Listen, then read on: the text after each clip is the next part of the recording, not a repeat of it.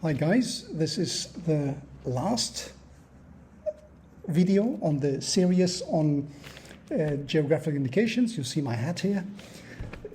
Thank you for tuning in. Enforcement and wrap-up session. So this is in enforcement where it is in the later stage of every GI. Once you get traction, once you get imposters, you get infringers. And against infringers, you have to enforce your trademark or your collective mark or your GI, whatever it is you have as a protection, as a label that you want to enforce against others, because it is something which is positive for you, which identifies you for the consumers, which gives the consumers a kind of quality and trust for you. So they want to free ride on what is your reputation, on what is your effort from the beginning, and that is enforcement. Now, I insisted in the beginning that once you start some venture like this, you want to protect a trademark. You want to build up a business identifier so that people can repeat their consumer experience once they bought something from you. They think, well, this is quality product, and they look for the same trademark again in order to repeat the consumption experience. So that is a trademark. And that trademark, if you want to enforce that trademark against others, that would be your task. You have to do this. You have to look, for example, to later trademarks which are identical to yours or similar to yours. Then you would have to present some oppositions, etc. But I wouldn't care too much about this at the beginning, right? So if you don't have a lot of market presence, a lot of sale, a lot of revenue, then people would not free ride. On what would they free ride if you don't have the reputation? So they would free ride only on the Louis Vuitton and on the Armani, but they would not free ride on something which just come up on the market. Now, with regard to trademarks, I would you refer to video 10 of the general series of business and IP for the small businesses, and there you can see on what has to be done with regard to enforcement of trademark. So trademark is up to you, whereas if you are already on the stage of collective marks or certification marks, then it would be up to the association to take care of this. This is still trademark law, right? It's trademark, collective trademark certification. This is trademark law. So that meaning that they have to file it and to maintain it and to renew it, etc. That's only for 10 years, and next 10 years they have to renew it. And if there is another trademark which is confusing, similar or identical to the trademark collective mark or to the certification mark, then it would be up to the association to present a timely opposition or cancellation request against, so to say, that trademark, that later trademark. So IP, just to repeat, IP is the first to file, the first who has filed something has everything, and those who come later, they don't get anything. Sorry, too late. First to file. And this is valid for all jurisdictions. So if you have something which in Nigeria first and you get somebody in Nigeria second, which is confusingly similar, will not get anything. But if you don't have in Europe, so the Nigeria second may be Europe first, and you will be Europe second, so in Europe you don't get anything. Got it? Got it first to file.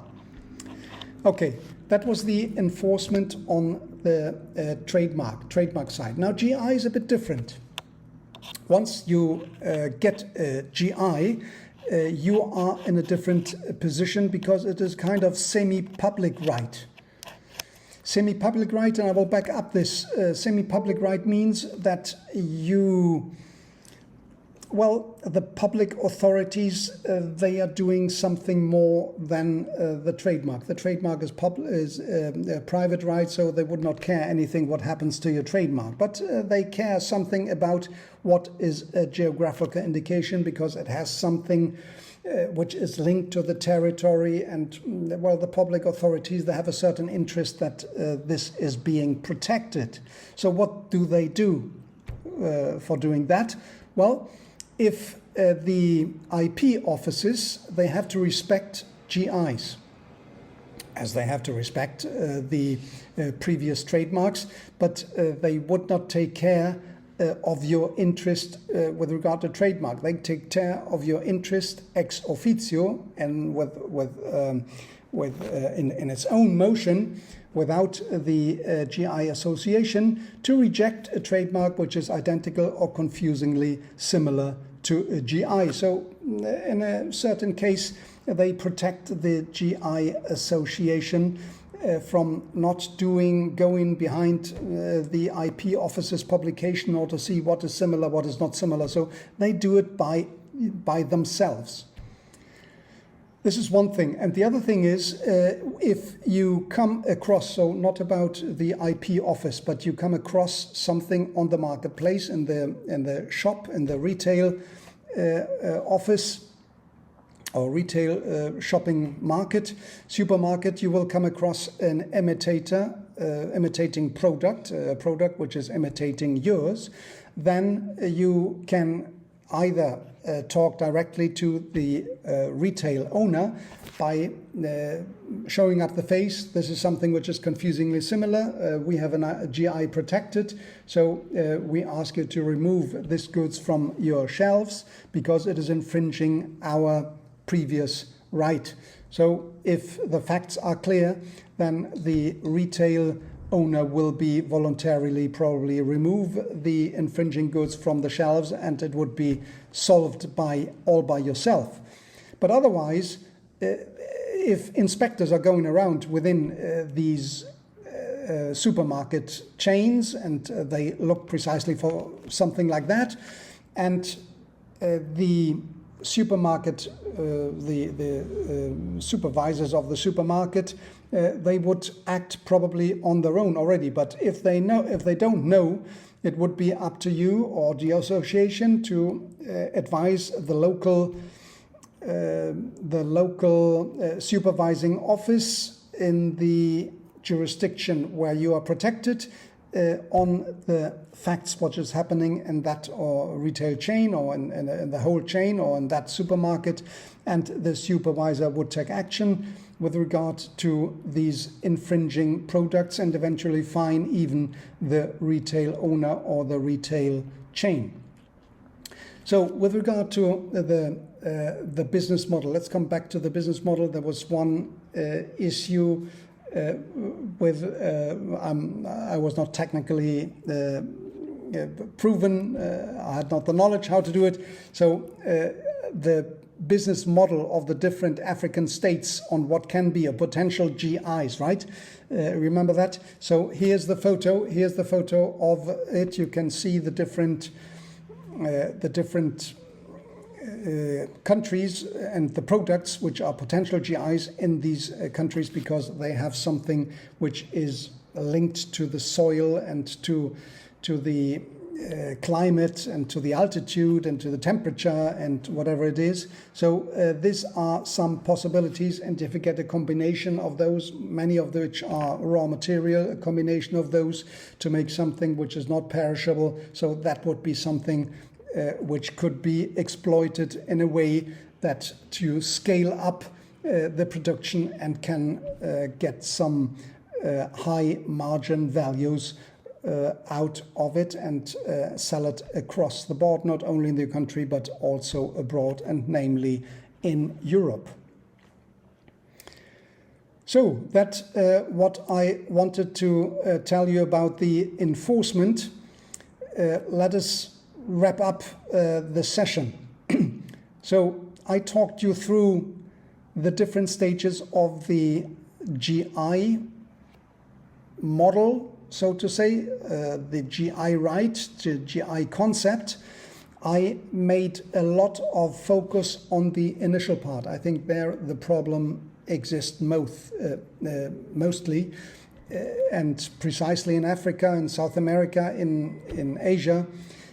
You will not be able to do this without this basic knowledge which you need to have as in the beginning. So the product would be the first thing which is important, and therefore I find it important to put on that business model from Africa.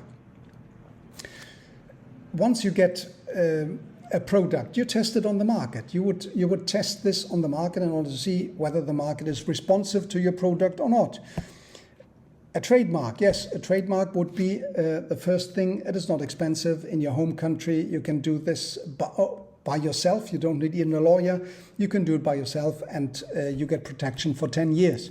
Now, if you don't get traction on the market, what would you do? Well, you change the product. You don't change the trademark, but you change your product. And you might even get to two types of product, one for the more mainstream and one for the upper class, where you get more margin and where you get to consumers who are on the healthy path of alimentation, of food, etc. That would be the possibility for you to do so. Now, once you get a certain traction on probably on the local markets, on the different local markets where you don't need much of a bureaucratic administrative work in order to do so. You need some logistics probably, but that would be all. And then you would like to go into the supermarket chain, and this becomes more difficult, and that one is the most important steps you may need to face when you come into that. Probably you would not come into that all by yourself. That would be impossible. You need a group. You need the farmers come together. You would need to convince other farmers to do the same product. Probably you have already some farmers who are doing the same product because they know you are doing well, so they want to do well as well. So rather than seeing you as a competitor, one and the other, let's do something together and make it even bigger than would be an individual venture. Or you may come together with your neighbor, which is your relative, and you may found a company together and still go together with other farmers in order to make a kind of association. And once you get into the association, well, you are already well advanced into what is the GI. You may probably just before the GI to take contact with other GIs in order to get their experiences and learn from them and not repeat the faults they have done. So that would be a possibility to scoop up your curve and getting better quickly, rather than going through all the valleys others have gone through. You don't want to do this. You don't want to repeat the errors of the others. So that is what I, in theory, want to, and in practice, what I want to tell you. Why not be you? Why can't it be you that is the person with the vision, with the persistence, with perseverance, with the motives and the belief system to do this? That was the case of Café de Colombia. There was one guy with that qualities, characteristics, and it become Café de Colombia, has been world known in the meantime, so it has been one of the most successful GIs around the world. So why could not that be you, right? So it is so that the motivation, you can create it all by yourself. It is about the belief system. You have to change the belief system, but what? The belief system can be changed by this. This is a change. You can choose in what you believe, in what you want to believe, right? You can choose, I want to believe that I'm a loser, or I want to believe that I'm a winner. So why not choose, I'm the winner, and let the brain still come to work and give you that winning attraction. So thank you for tuning in. That was a good session, I think.